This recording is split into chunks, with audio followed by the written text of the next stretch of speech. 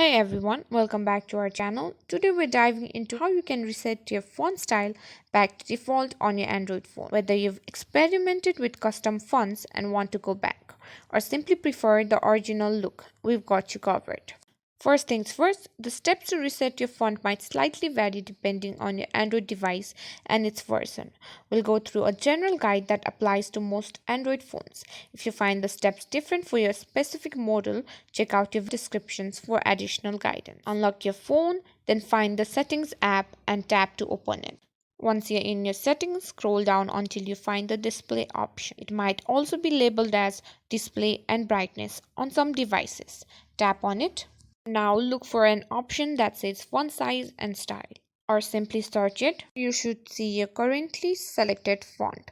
To reset it to the default font, simply tap on the default font option. It's usually named default, Roboto, or listed as the name of your device's brand. Lastly, make sure to hit apply or done to confirm your changes. And that's it. Your font should now be back to its original style.